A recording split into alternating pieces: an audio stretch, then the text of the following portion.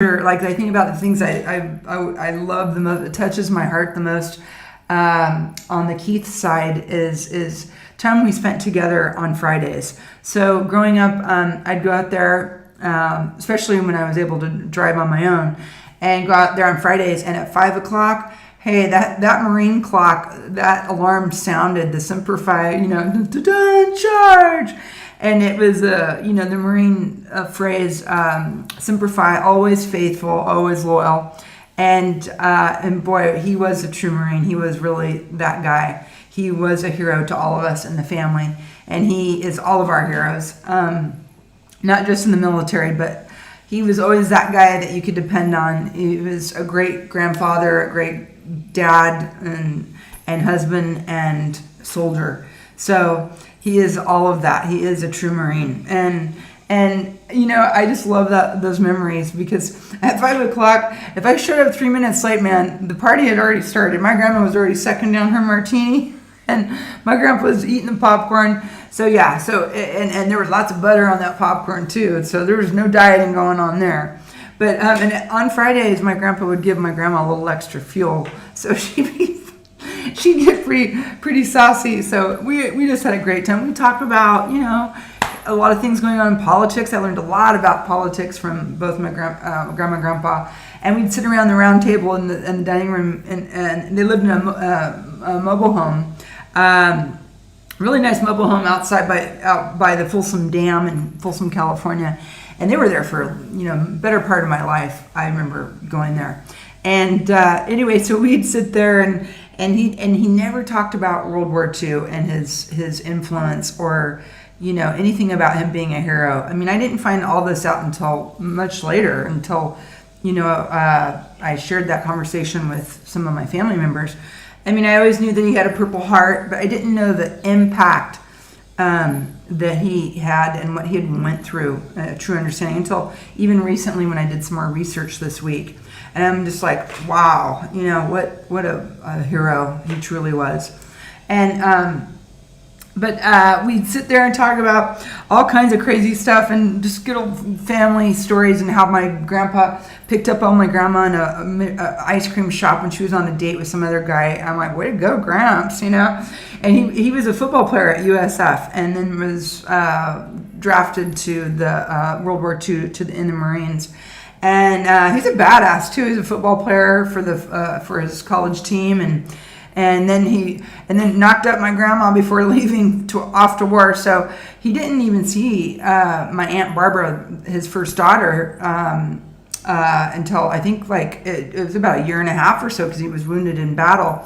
So it was, that is just such a different time back then. And, to appreciate, to know the history there, and to know what these guys went through when there's no cell phones, there was no, he didn't even get any letters from my grandma for a long time.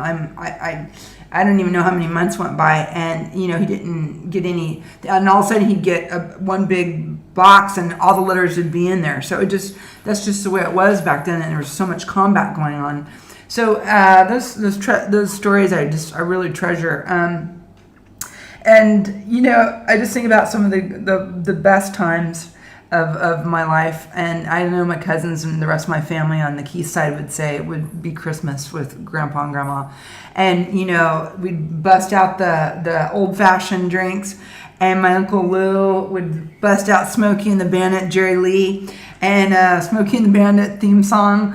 And before you know it, my Uncle Lou and my grandpa would be singing that song, and we'd all be singing, and it was just great times. They made sure that all of us kids growing up, there was 5 of us grandkids that were all within a few years of each other.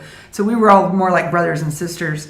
And they made sure that we had a really wonderful holiday every year.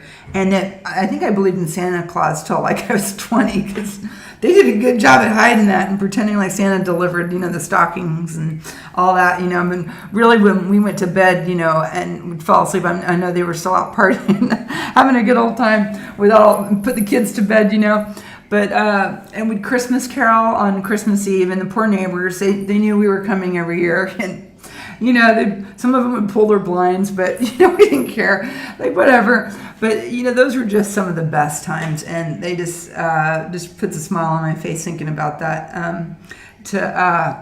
to have those memories. And I remember one time I was out of college. I went backpacking through Europe, went by myself for 6 weeks, and I ran out of money. And I was like, at the end, like I was ready, my flight was leaving in a few days, but I had like no money and I needed to eat, and I had found some I'd met up with some friends, and I was able to crash in their hotel room. There's like 8 of us. I mean, we were kids then, so it's like, didn't matter, And so I called my grandparents, and it was like middle of the night for them, and they went to bed at like 8 p.m. and woke up at 5 a.m. I mean, he was regimented, he was a Marine. And anyway, I woke him up in the middle of the night, and I said, "Can you wire me some money?" Because back then, there was no cell phones and there was no ATM machines and whatnot. So they were kind enough, and they just looked out after me, and they wired me like $200 to get home. But believe me, I paid him back. Like they did not. I didn't get away with anything. Believe me. If I was being a stinker or not following through as a proper adult, I heard about it, and so I paid that $200 back when I got home. But things like that. They loved me and my wild side the way I was, and they always wanted to hear my stories of all the adventures when I was a flight attendant. And I just had so much fun sharing all the stories with them too. So they would learn from me, and I remember just the day my grandpa died. He was born on Pearl Harbor Day on December 7th. And he died on Father's Day. It was almost 20 years ago. And that was the first time I'd ever lost somebody that I really, really loved. And it was devastating. And it was such a beautiful honor and tribute that they gave him at the Memorial Cemetery where he's buried. And it's beautiful. It's for all the vets. And to this day, they're going to honor him this weekend in a big parade. It's absolutely beautiful. It's in Sacramento. And if I was there, I would absolutely be there. It touches your soul. And since then, my grandma passed this last year. So those are two of the finest people that I've ever known in my life, and that made a huge impact, as well as my grandma and grandpa that are still alive. And my grandma is 99, and she'll be 100 June 28th, and she's a huge Giants fan. And I would love to take her to a Giants game, but she won't let me. I'm like, I'm going to have to kidnap you.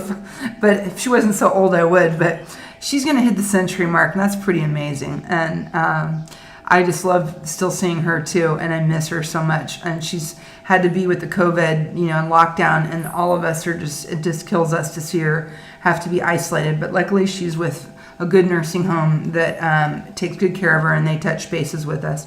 So knowing that she's in good hands is what's most important.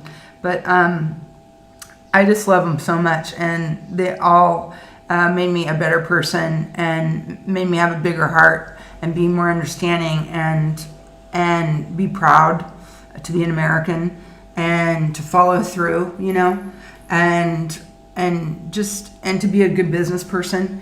They just impacted my life in so many different ways, and I love you, Grandma and Grandpa Keith, very much. And I think of you up in heaven too, Grandpa Keith, and I'll see you guys someday.